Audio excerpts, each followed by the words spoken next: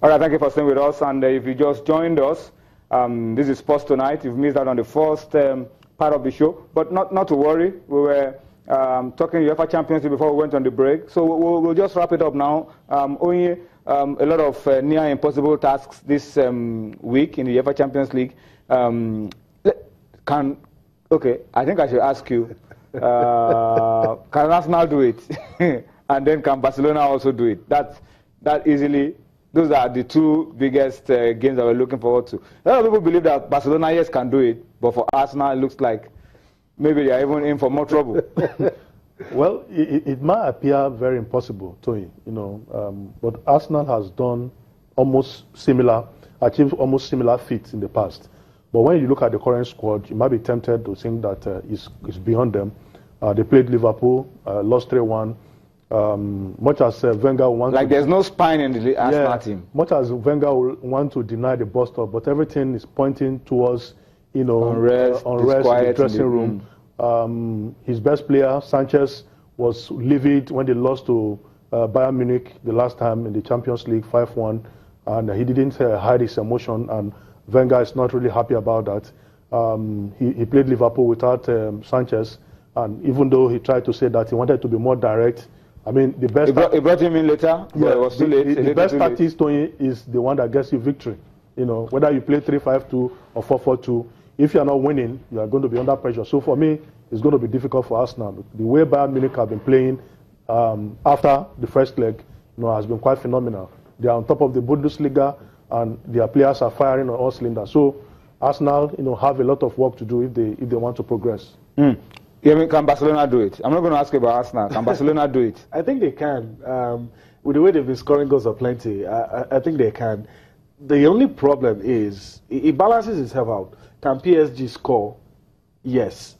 Do Barcelona have the kind of defense that can stop PSG from scoring? No. Can Barcelona score 4, 5, 6 unreplied goals? Yes, they can. So I think at the end of the day, Barcelona might win. It might just not be enough for them to get to the next stage. Lionel Messi has been in his bad form of late. I don't know, question mark on Luis Suarez, but Neymar, but if there's a man that could carry Barcelona, it's definitely Lionel Messi. But that defense, I don't know if it's going to go with Gerard Piqué and Umtiti. Mascherano is back. I still consider Mascherano more of a midfielder than a central defender. So that's where the problem is. That defense, I mean, you have somebody playing at right back who's really a midfielder. So all of those issues are there. But I have a feeling they're going to win. It's not going to be enough. Napoli, Real Madrid of late just know how to win these kind of games, even without playing at their best. So I think for Napoli, I think it's all over. I think it's all over. So I'll be going for Bayern, PSG, Real Madrid, and maybe the other one I'll sit on the fence. But in those other matches, that'll be where I'll tilt to. All right, guys, let's pause on the UEFA Champions League for some time and tell you that the game West Ham Chelsea still on, still goalless. Don't forget, we told you once there's a change around that game, maybe a goal is scored, we will let you know. It's a live game that's currently going on. Chelsea with a chance to go back to 11 points, move 11 points adrift of the rest of the pack. All right, so that's the game that's live, and we'll update you once there's a change around that game. But let's come back very quickly. Let's talk a little bit of boxing. They said this game was a game where the two boxers were genuinely, averse to each other. There was genuine interest, and I said that's why the fight shouldn't go on.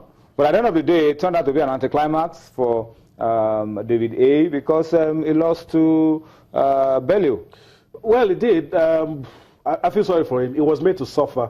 He ruptured his Achilles from the 6th round, and before he ruptured it, they said he was even not winning. Yeah, and he was made to suffer for 5 rounds, and he made it worse by going for the spectacular, looking with one leg, looking to knock Bellew out.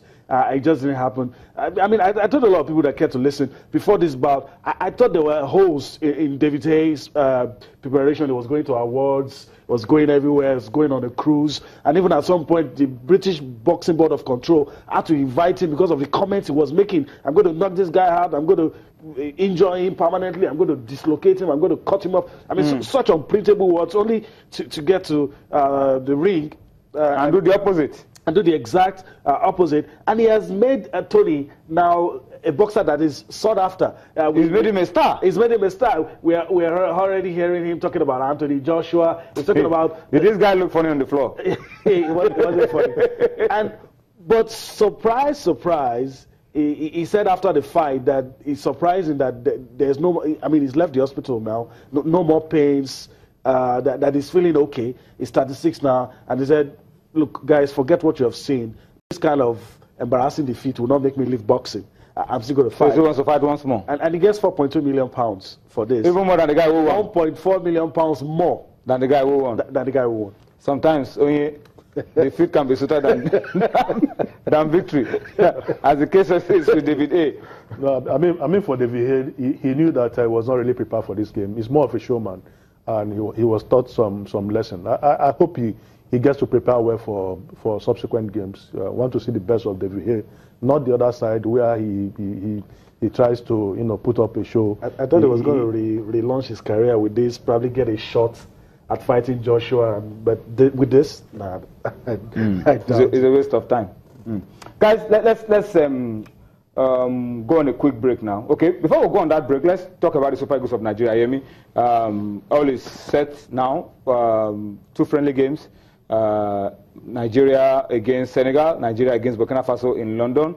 An opportunity for us to begin to prepare for the Nations Cup qualifier against South Africa in June. That's the essence. That's the idea behind the friendly. Get these boys. That's the only chance you're going to get before that crucial game in June. The story is that the China guys that were left out will be back in the team for the game against South Africa in June. So maybe the coach just left them out to settle in their clubs as initially reported. A lot of people could also argue that it might be counterproductive, but whatever happens, we hope that the interest of Nigeria, Brown Igalo, and Mikel. We'll see what happens. A lot of people felt that it could have been a good opportunity to, because some of these guys would have bonded. Then you bring in the new guys. Whatever happens, I'm just hoping. Look, we're getting what we want with this friendly. The coach gets to try out some new things, see the guys, and prepare his tactics for the big game. I mean, all stories about who should have been in, who should have been out. I think I just want to forget about that for now. I'm happy with the boys. I'm happy with the new spirit. I'm happy with the zeal. I'm happy with what I see in this team. And when you have victories under your belt, a lot of people, I hope the way we feel about Gernot Rohr will not change, because I've asked people, are we singing the praises of this man because he's winning? I feel everything about him is right. The way he talks, the way it seems to me that he understands his players. He has a good idea about any team he's playing against. All of those things are things that will make you like a coach. So I hope he doesn't lose soon anyway, because I want the honeymoon to continue, maybe till we pick the World Cup ticket, qualify for the Nations Cup, and stability in the Super Eagles. Okay, let's come back home. Let's talk a little bit of grassroots. Let's take you very quickly to Ogun State and talk about the Ogun State grassroots football competition that just ended. It was organized for private secondary schools in the state, particularly for those at the Remo area. And the governor of the wife of Ogun State, the Ogun State governor, Olufunsho Amosun, was there. She's sports loving. Yep. I remember there was a time there was a grassroots tournament that she was particularly involved in, and one of the players eventually made it to the Golden Eaglets. But this particular one was for public secondary schools. About 30 of them participated in it. You can see the governor's wife handing over the trophy. Akeson Community High School Ikperu won it, beating Ogijo Community High School by 4-1 at the Shagamu Stadium. All right, part of the efforts of the Ogun State government at developing football from the grassroots. So it's very encouraging, and we hope that we see a lot more of this. These are highlights from the game. Well, this is what we want to see, and this case will not forget this in a long, long time. Yeah. No, I mean, it's quite innovative. Like you said, I think it was the goalkeeper of the Golden Eagles. Yeah. Emerged through such structures. With the inspiration of the wife of the governor. We want to see this kind of competitions replicated all over the country because we have budding talents scattered everywhere, and they just need that platform. Who knows? The budding star could be discovered. Like the goalkeeper that went through the world up to the World Cup level.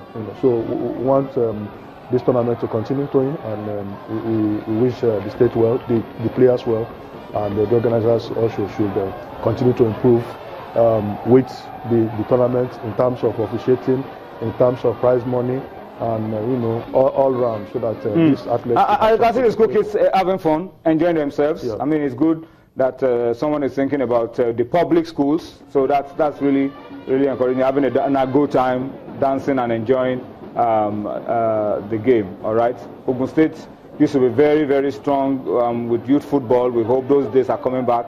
They used to be very dominant in the academicals in those days, and you can see the beautiful goals that were also scored. These kids, I'm sure, some of them are watching themselves right now on TV. Yeah, and it's also good to see them play on full-length pitches. Some of the problems that I've always had with some of these competitions in the past is that, look, I want to see these guys on the kind of pitches they will play if they travel outside of the country, and using these kind of facilities makes me happy, and you're creating that football experience for people, not just the guys on the pitch. They are the fellow students that came to watch, a lot of other things. And since we're talking about developing football from the grassroots, all of this is it helps. And if, like you said, if we're doing it, if every other state is doing something like this, some of the problems we have will and the immediate beneficiaries of all this will be teams like Gateway FC, Remo Stars, yes, who are campaigning in the different levels, at the different levels of our league football in Nigeria. So this is good, and we hope it can be sustained for a very, very long time.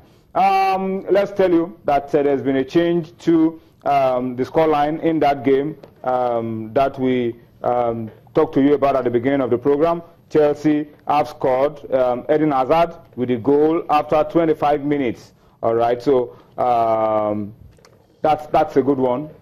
Chelsea are leading. If they continue this way, they go back 11 points clear at the top of the English Premier League table. All right, so update you some more if there's a change to all of that as we go on sports tonight. It's time for us to go on a quick timeout. This time, bring you some highlights from the Japanese Super League. All right, Japanese Super League will bring you highlights from Japanese Super League. We'll come back. There will still be plenty more to come on Sports Tonight. Join us again.